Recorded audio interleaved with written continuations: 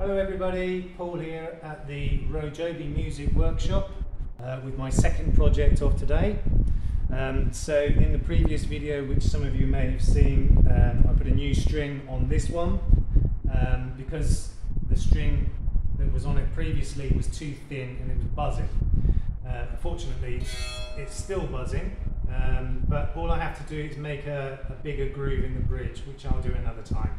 That will take a very short amount of time, so that's not a problem.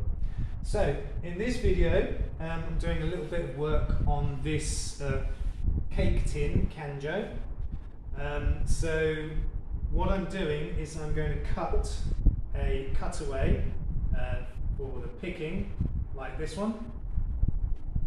So this just makes the picking a lot easier, so you're not always catching on the fretboard. So I built this one first just to make sure it worked before I worried about doing the cutaway. And it works fine, so now is the time to do the cutaway, which I've already marked out on both sides. I may not go that deep, but it's just a guideline to show me where I need to make this cutaway. And if you look closely here where it ends, there is a fret inside that, so I will be removing that fret. It's a shame to lose a fret, but to be honest, it's very rare that you'll play this high up the neck anyway. Once you get to here, this is a full octave. You don't usually go anything past there, or much past there. And I'll still have two more frets there anyway, so it's not a problem. Okay, so the tools and equipment I'm going to need to do this job are fret saw. Okay, this is a very fine tooth saw to make detailed cuts. So it's the fret saw and rasps, and for doing the finer detail work, these are actually metal files, but they work perfectly well on wood. And I also have, just in case I need them, a series of chisels as well, 3 different sizes. I may not use these, I'm not sure yet, but they're all pre-sharpened just in case I do need to use them. And okay, let's make a start. Just move the tools out of the way there. Okay, so the first thing I'll need to do is undo the string and remove it out of my way. So just wind the tuner down.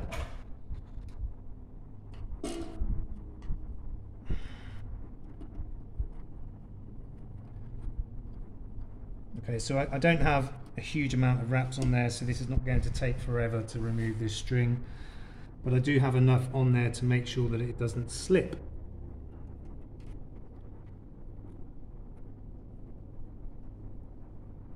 Okay, almost there.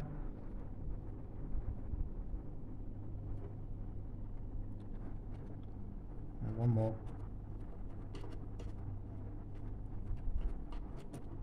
Okay. So that's the string out of the way. I won't take it off completely, there's no need for that. Okay, so the next thing I need to do is remove this fret. Now normally you have to be very careful when taking frets out that you don't damage the wood underneath the fretboard, but because I'm going to be cutting this away, it's not a problem. And this is what I use to remove the frets, just a pair of wire cutters. But normally these have a recess here where the blades meet. But I previously ground this on my grinder so that it's flush, so that when those blades meet, there's no recess there. Okay, so that makes them very, very useful for removing these frets because you have to get underneath them. Okay, so I'll just demonstrate how you would carefully remove a fret if you're going to replace it. Okay, so you just close them together so that they just go underneath the top part of the fret. Just work them backwards and forwards just to lift the fret up. There we go. So one side has popped up already. So now I can just carefully get underneath there Just give it a little wiggle and out it comes. That's it. So it is quite easy to remove frets, and look carefully here, there is absolutely no damage to the wood there at all. So if I was going to replace a fret there, we'd have no problems. Okay, so there are several ways you can cut away at the wood here. Now the reason I said that I may or may not use the chisels is because if you look carefully, the grain is going this way, up and down. Now if I was chiseling this way or this way, that would be okay, but if I'm going to be chiseling this way straight down, I'm going across the grain. So there's a potential there to split and crack the wood and make an awful mess. So the way I'm going to go about it is, with my fret saw, I'm going to cut a series of cuts going straight down all the way along this arc, close together.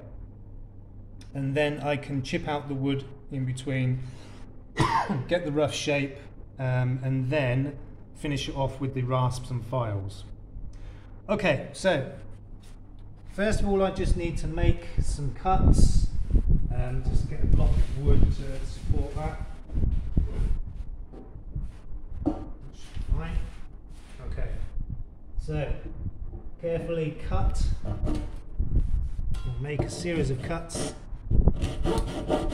down towards that pencil line. Not too close.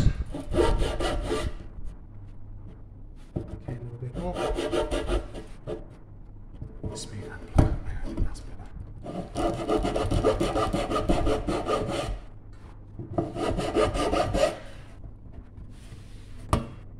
Go a little bit closer there.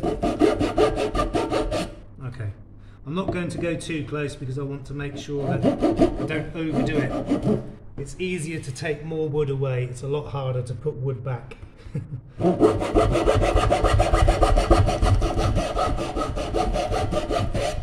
Okay, so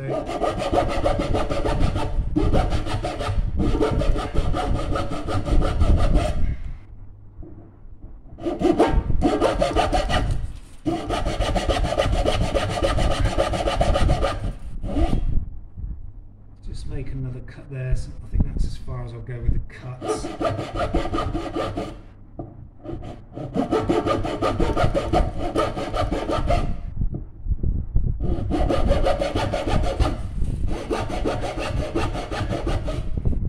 Couple more that side.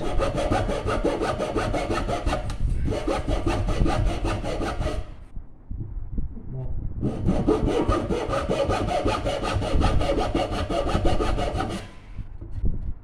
Okay, so I'll do some more this side. I'll just make my final cut there.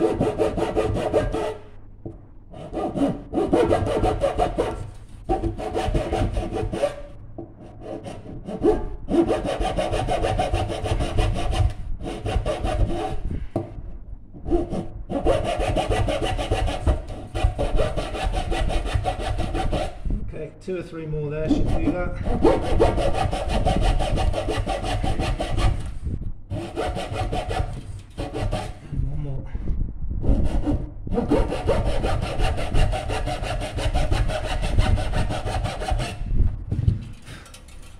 Okay, so now you can see what I've done there. It's not perfect, but we just got a series of cuts there which kind of follow the line. Then I can dig out those cuts quite simply like this with the chisel.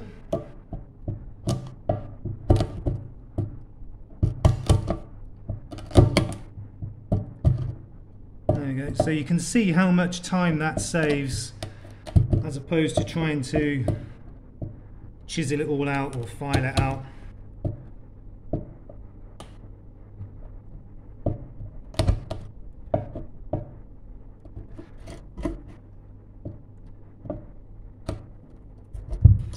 Okay, so you can see we've got the basic shape cut out. Still a bit of work to do, but we've got a starting point. Okay, so I'm going to try now with the coarse rasp. So I'm going to use the curved side of that to try and help me get towards the shape that I'm looking for. Okay, so it's quite a soft wood, so this shouldn't be too difficult with the rasp. Let's see how we go. I need to hold that steady. Make sure that doesn't move around too much.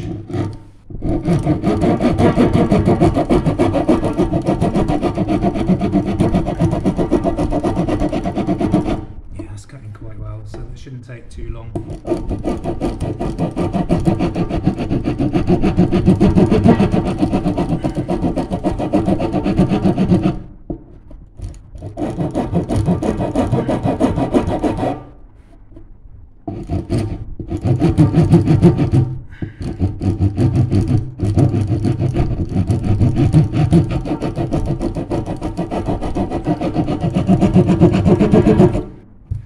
Let's just check how we're doing for shape.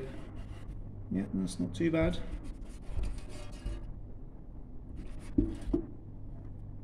So that's okay that I've made a little boo-boo there, because I'm going to be going right up to there anyway. So I might just make another small cut there with the fret saw, just so that I can see how far I'm going to go.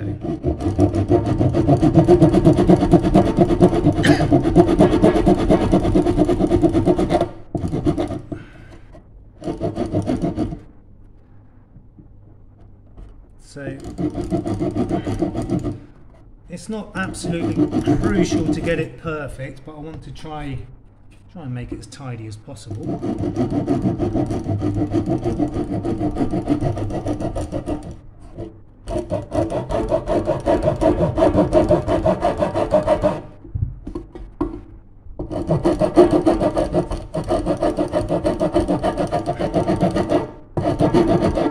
Let's see how that's looking. To be honest, I am quite happy with the depth of that. I don't necessarily need to go to the depth of that pencil line, because I don't want to weaken the neck too much.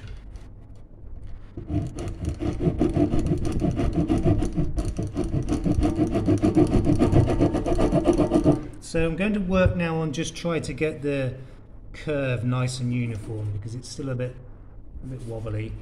Got a high point here. So I'm just going to work now to try to get that nice even curve.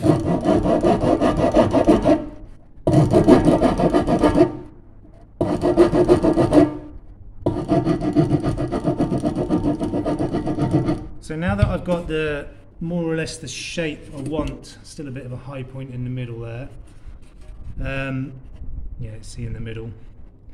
So now I'm going to, as you can see, I'm going to be rasping backwards and forwards throughout the curve to keep that shape. I'm just going to get rid of this high point in the middle first.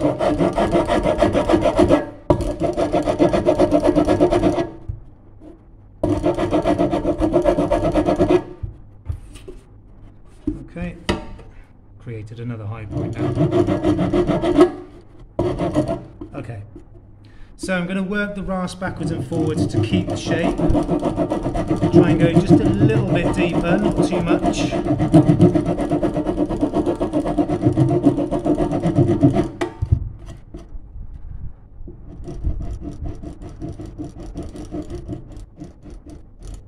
Just get the fine detail up to that line.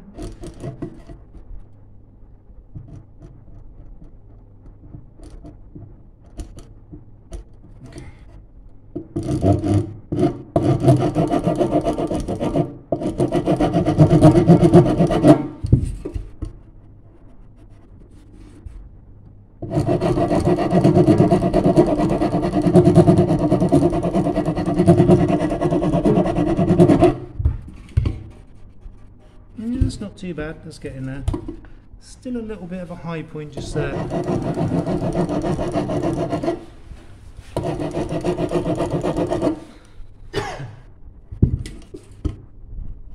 Yeah, that's not bad at all.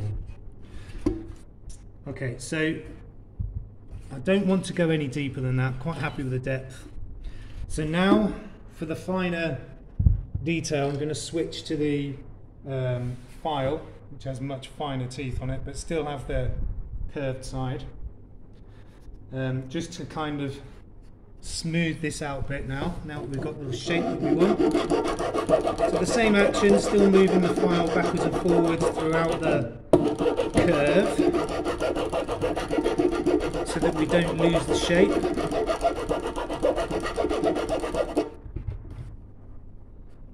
Still a little bit of a high point just there.